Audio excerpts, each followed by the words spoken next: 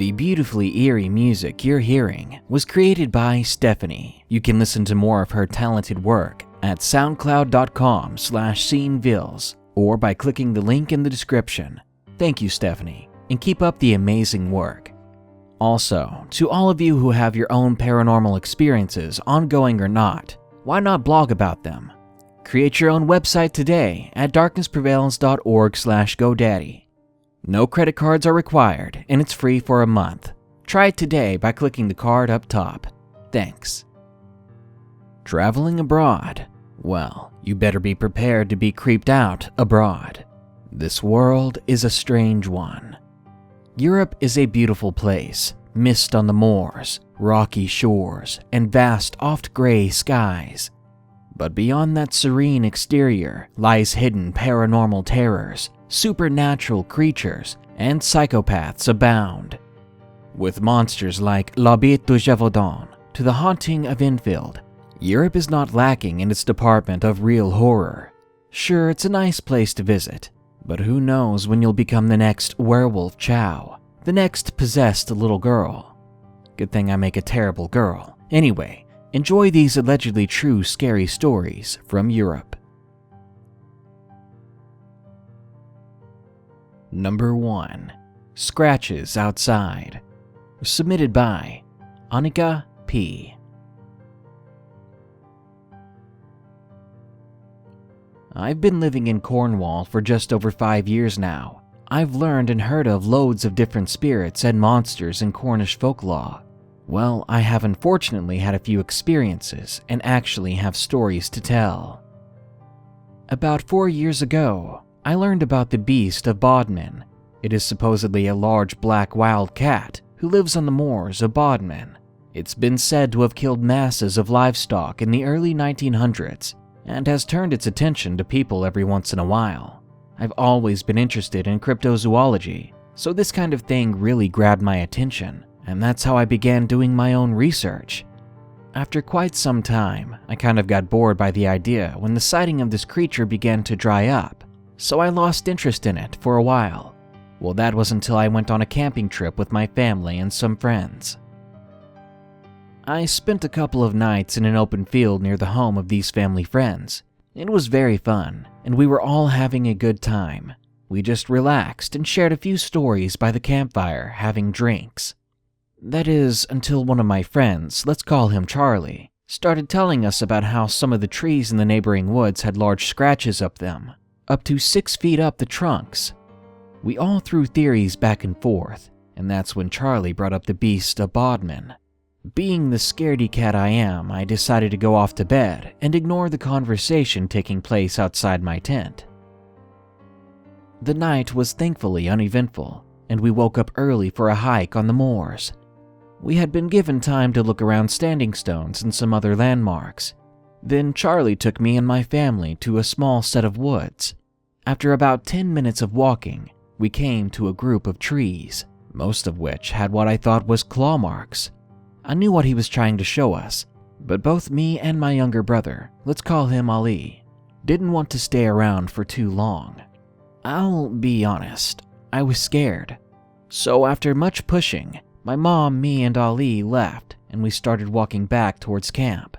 The thought of having a huge man-eating beast practically next door to our camp gave me chills, and it made me feel physically sick, nervous. I wanted to just go home. I didn't feel safe out there. On the last day of our camping trip, Ali and I decided we would stay together in the same tent. We were still really scared and did not want to sleep alone. We both lay there and were fast asleep in only a few minutes.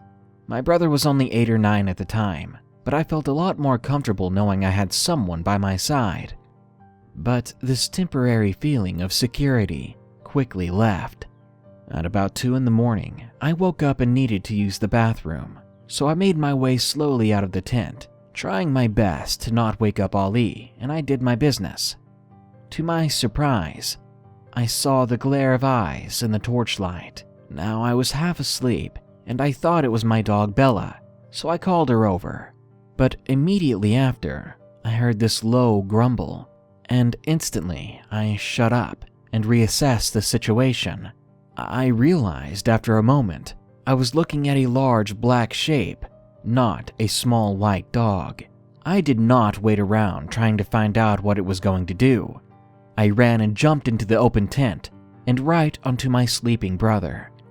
I quickly zipped up the tent and grabbed hold of a now really angry and sleepy-eyed Ali.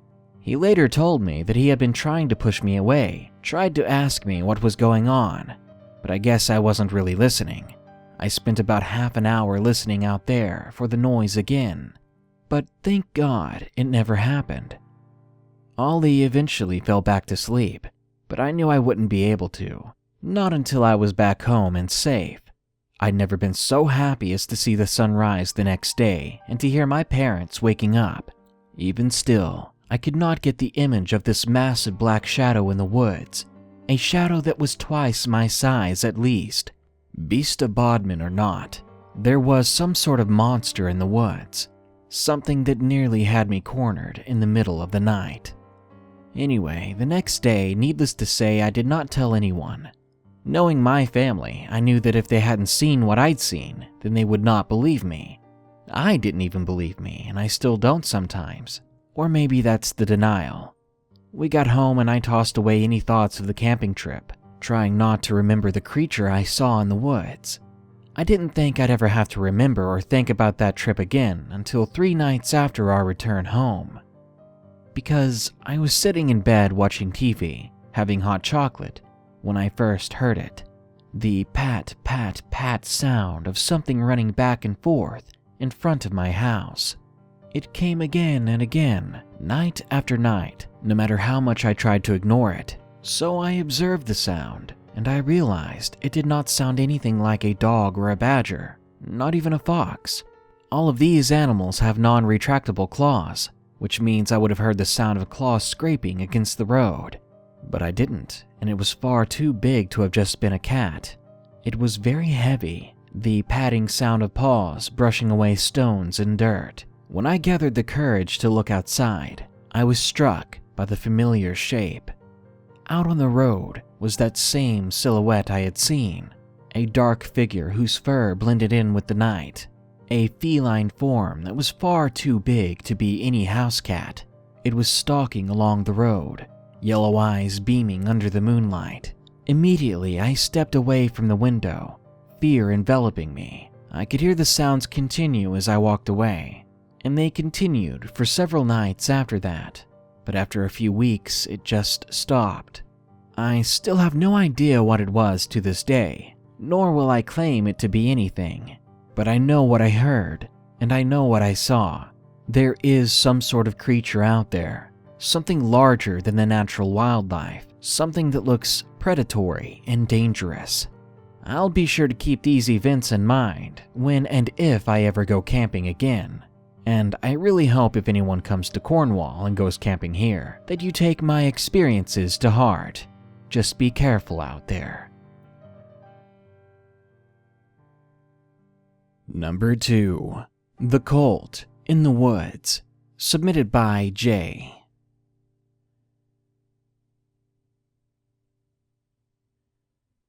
My name is Jay and I am 17 years old and I'm from the UK. I had a close friend, let's call him John for privacy reasons. From the age of 13 to 16 he was my closest friends and we did everything together. We were both massively into wilderness survival, so we planned a trip to Scotland to spend a week alone in the forest to get a real survival experience. We were both really excited about it, and we invested in all the equipment needed to bring with us, as our parents wouldn't let us go without the correct safety measures. We ended up bringing a tent, a small combat knife each, a camping stove, rations, and miscellaneous items such as ropes and blankets. After a long, dull 10-hour car journey, we eventually made it to the edge of the forest we were set to venture in. My heart raced with excitement as I stared into the forest ahead. It was lush green with flowers scattered around the forest floor. It was everything I imagined and more. We lugged our rucksacks onto our backs and started the long walk to where we planned to camp. It was a good 8-mile hike to the loch. I believe it was called Loch and Rye or something along those lines.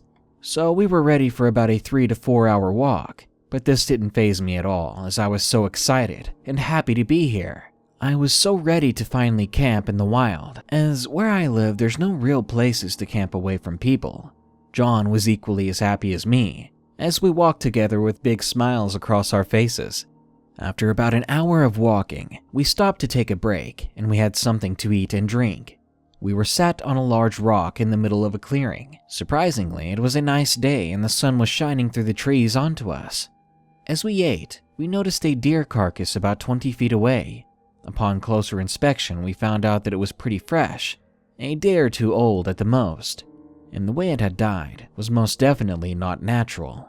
A large, deep gash ran across its neck, and its hooves had been cut off, and its eyes had been removed, leaving deep, empty sockets with flies buzzing in and out.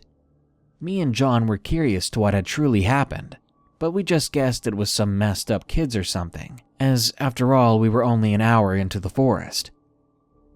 After that encounter, we completely moved on and forgot about it. After another 3 hours of walking, we arrived at the loch. It was a beautiful, clear body of water, with large fish swimming around underneath.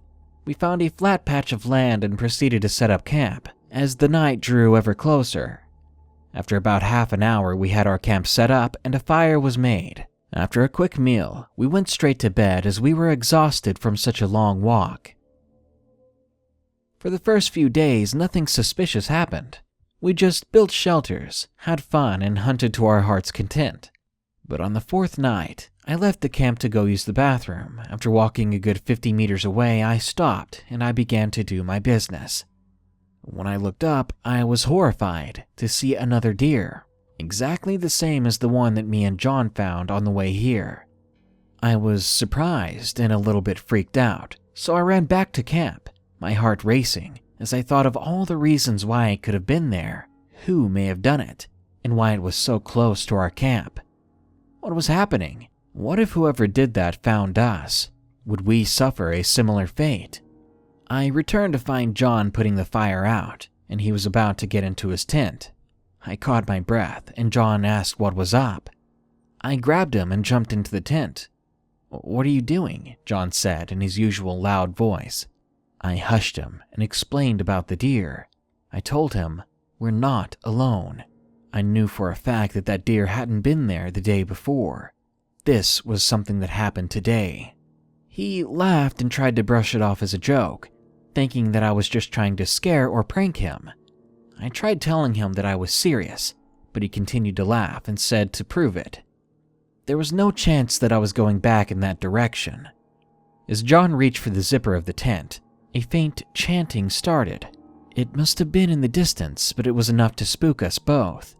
We both grabbed for our little combat knives and clutched them as if it would bring us safety. Slowly, the chanting grew louder and louder, and we decided that we needed to get the heck out of there.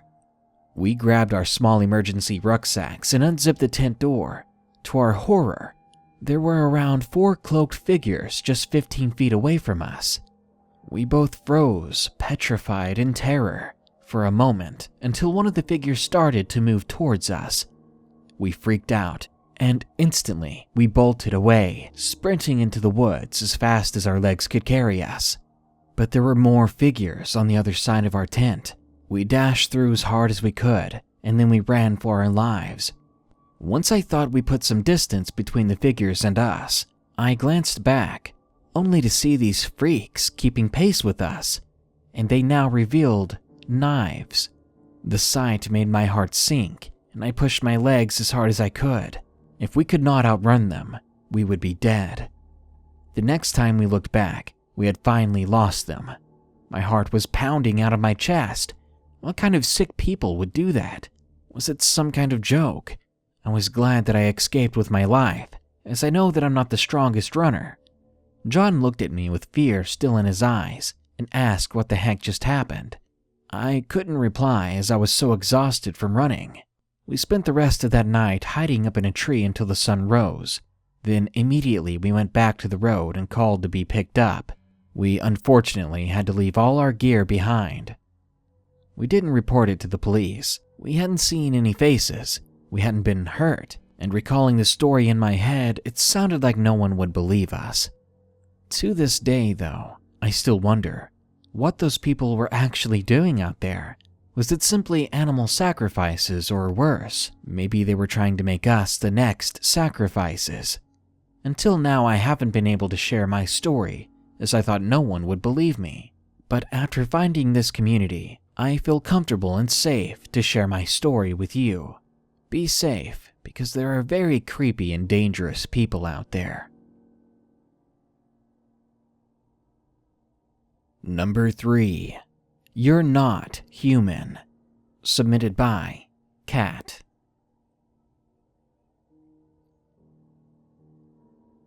Please know that my native language is not English, so bear with me. I'm a 13-year-old girl and have a few friends interested in the paranormal. I don't own my own Ouija board, so I used to make my own, just quickly scribbling it down on a sheet of paper. It was probably a bad idea, but at the time I was certainly not expecting the worst. I had this friend, let's call her Sarah, who was very, very interested in using this Ouija board.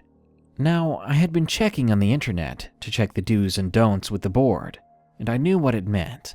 The number 8, going through each and every letter of the alphabet, going between some letters all the time, etc. These are big no-nos that you should watch out for. I prepared myself, made myself cautious, and one day my friend Sarah and I did a short session at school. My parents were going to a party or something that day, I don't remember exactly what, and I was home alone. So I decided to call Sarah over, and she replied that she'd be there in 10 minutes. Before she arrived, I got ready. I lit some candles and dimmed the lights in the living room. We made the Ouija board the same way that we always did, on a scrap of paper. For the pointer or planchette, whatever it's called, we ended up using a guitar pick. The first spirits we encountered were evil, I guess, showing the wrong signs that I previously listed. We rolled our eyes and said goodbye and made a new board each time, and we would burn the last one. Now, before I continue, I need to tell you this. When I was younger, I was on a vacation in Italy in Rome. There was a place we kept going back to. We called it the basement, where they sold some delicious food. But every time we went there, I would always see something in the corner of my eye. But when I turned around, there was nothing there, but I was certain it was there in my peripherals. Over time, I ended up getting a few good looks at the figure. It was a shadowy silhouette, and he appeared to be a man, probably middle-aged. I ended up calling him Joachim, and after that vacation, I did not stop seeing him. He seemed to follow us home, because I would see him in my bedroom sometimes, standing silently in the corner. It was creepy, but something told me he did not mean to harm me. Anyway, during our Ouija board session, I requested to talk to Joachim, and he delivered, or at least pretended to. Something on the other end claimed to be Joachim. I smiled, believing it, and so did my friend. I told the entity that it was good to talk to you or something similar, and he slowly spelled out, good to talk to you too. We chatted for a while, until we finally said goodbye. By now I was very, very confident that the Ouija board was really working. For one, I know I wasn't moving it myself, and two, Sarah didn't know about Joachim, so how could she be faking it? A little bit later, we contacted something else. He said his name was Zorro, and that he was a demon. He said he wasn't evil, but demon and evil go together, naturally. We were of course skeptic, but we gave him the benefit of the doubt. He went on to tell us that he was on a mission just passing by, that he was in the so-called second world. We were confused, but we didn't say anything. I have no idea what was wrong with me. I wanted to test him with a question that only I would know, so I asked him who is my master, referring to my Taekwondo sensei. That was what I meant, but Zorro said, without hesitation, the darkness. Immediately, this freaked me out. Without us asking another question or replying, Zorro moved on and said, neither of you are human. I asked, what do you mean? I was completely confused and a little bit creeped out. I felt like we stumbled onto something far more ancient and powerful than us.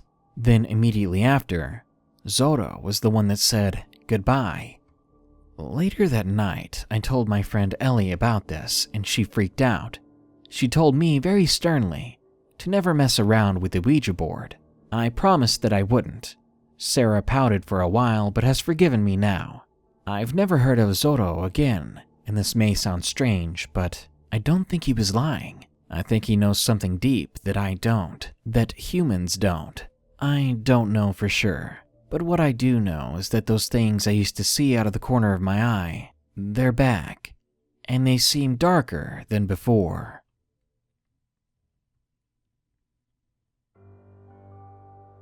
Number 4. My Scary Stories from Ireland. Submitted by Matt O'Neill.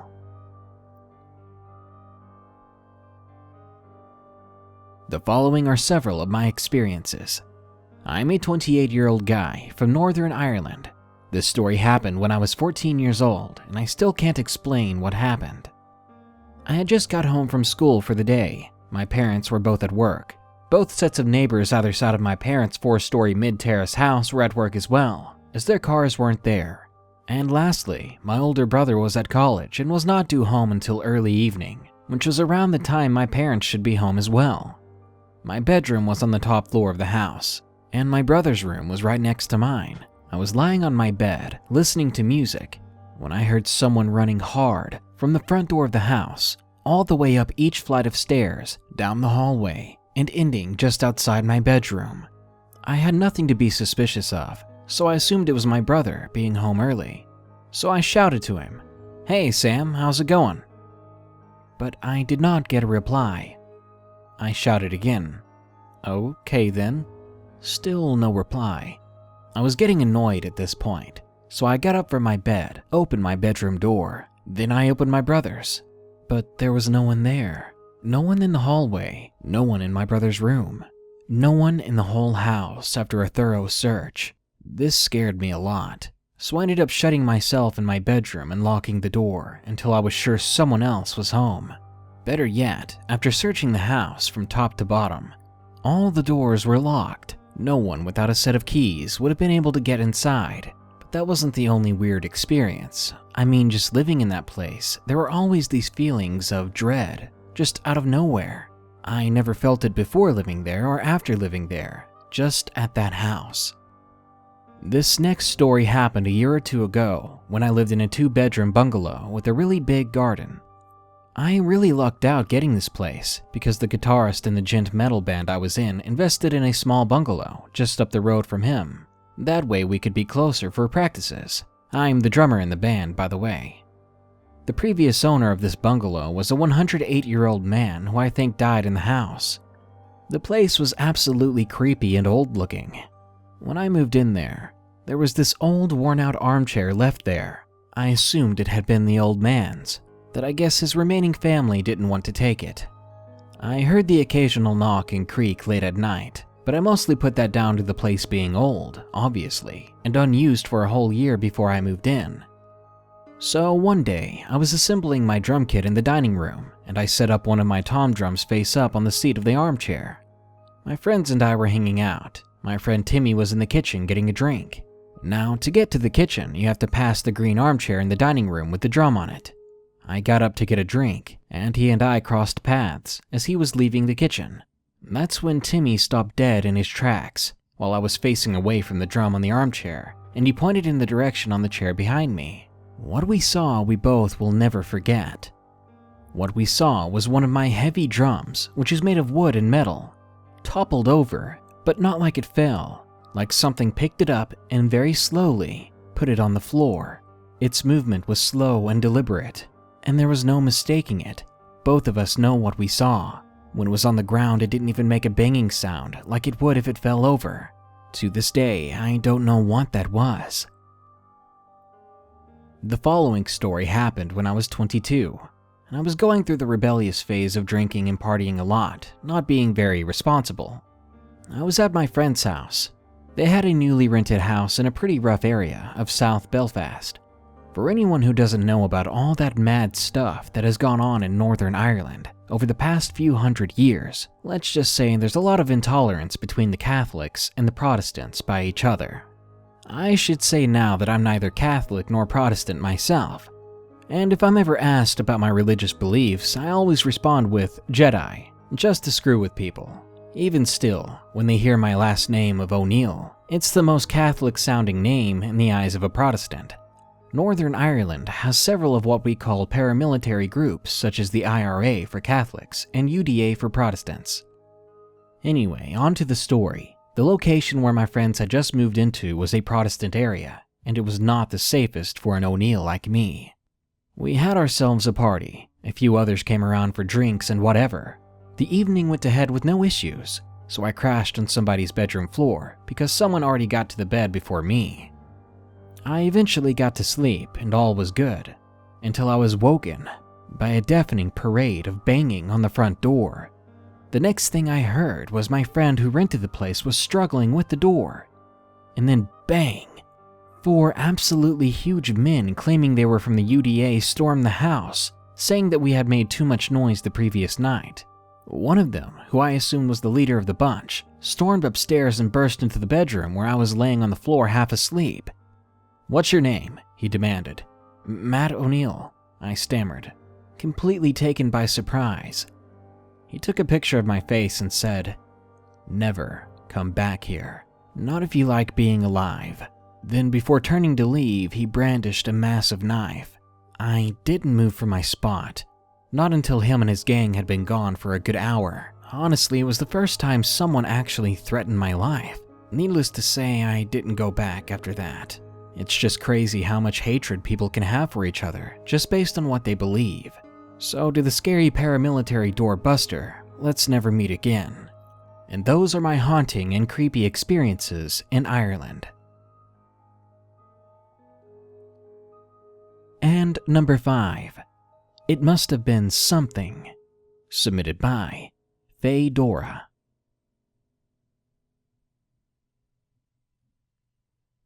Hello all, my name is Ellis, and I live in Sweden. I don't remember exactly when it happened, but this happened about a year ago. It was nighttime, and I was sitting in my bed watching YouTube. It was storming outside, and it was around 8 p.m. I paused the video I was watching. Hearing the strong wind and rain made me a bit worried, when all of a sudden, I heard 2 loud banging noises from my window. It was like someone punched the window 2 times fast and hard. I quickly looked over at my window, but there was nothing there. After staring at it for a minute or 2, I got up and opened my window. I listened for running footsteps. It has happened before, children smacking my window and running away, just to be little jerks. So I thought it was them who hit my window. But there were no footsteps and no one outside, no trace that anyone had been there. I then decided to take my flashlight that I keep in my room to see if I could see anyone or anything that could have hit my window. I shone my flashlight around, but I could not see anything again. But then, towards the graveyard nearby, I swear I saw eyes. They were low to the ground, so I assumed it was a cat. So I walked to my brother's room, and I asked him if he had heard anything running past his window, but he said he hadn't heard anything himself. So I go back to my room, confused after some thinking. I ask myself this: if it were the children, why would they do it now? It's storming and raining so bad outside. And then I had a very chilling thought. If those really were the eyes of a cat out in the open, why did it stop to look at me?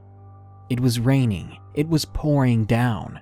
I was certain that a cat would just run off and find shelter, not just stand there in the middle of a wet and soaked, almost flooding graveyard, staring at me. Heck, any animal would have gone to find shelter instead. But there it was, eyes glowing in the dark. Later, when I was trying to go to bed, I just kept thinking about it, and I couldn't fall asleep.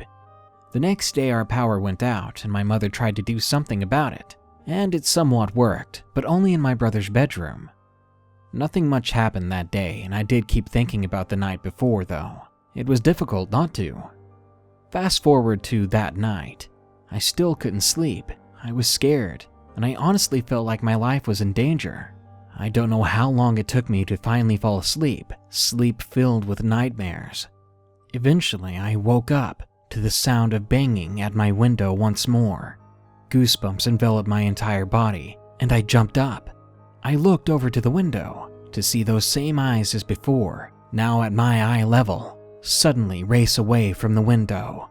I didn't sleep in my room after that. In the morning, the power to all the rooms came back on, and I felt a bit better. I still don't know what it was that made those noises on my window, what that thing was with those eyes, but it must have been something that wasn't human, something that may not even be of this world. But one thing's for sure, it really did happen, and unfortunately I did not imagine it.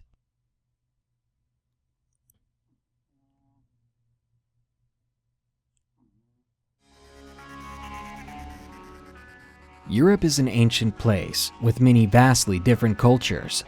Each culture has its own set of beliefs and mythology, but that just means there are dozens of different monsters, ghosts, and ghouls across Europe, each one waiting for the right unsuspecting person, someone unfamiliar with the local folklore and legends to become their next prey.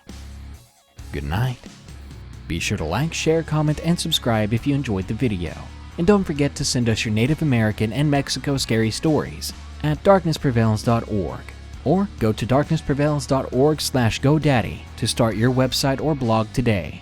Tell the world about your paranormal experiences. Thanks.